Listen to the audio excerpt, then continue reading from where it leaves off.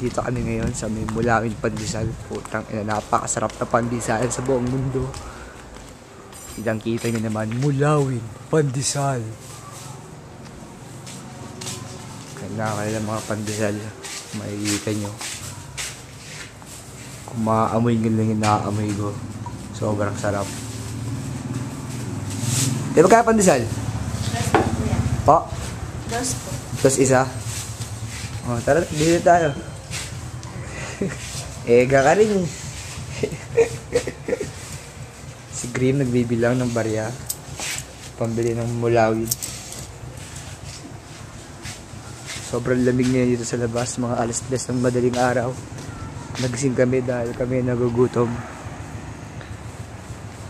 Mulawin Pandesal, ang pagbabalik. Sobrang sarap talaga dito sa Mulawin. Promise. Ano, 40? Yeah. Lahat yan bilhin natin? Oo. Sige. Meron ba kayo ng hindi tostado? Oo. Gusto mo ba tostado? Ano? Yung hindi tostado, para pagka lumambot, pag ininit mamaya. Kasi pag tostado, pas ininit mo. Wala na eh. Subong. Boy, yung mga pandesal nila oh. Dami oh, fix na fix oh. Fix na fix. Pero 40 pesos ah. Yung hindi tostado te.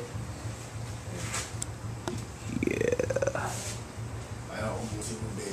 Kaya ko ubusin lahat yan eh oh. Nag-smokes lang ako. Diba? Dito kami ngayon sa Mulawin. Nag-aabang kami. Bubili kami ng worth 40 pesos na pandesal. So 20 peraso yun. 2 piso isa. Tapos, yan si ate. Nakayos na yung pandesal na Mulawin. Pag naririnig nyo yung crispy. Pag-crispy ng pandesal. Ito na, ating silipin. Aming nabiling produkto. Boom! Mulawin Pandesal. Sulit na sulit. Sorry guys. Kakain muna ako ng Mulawin. Ano ulit.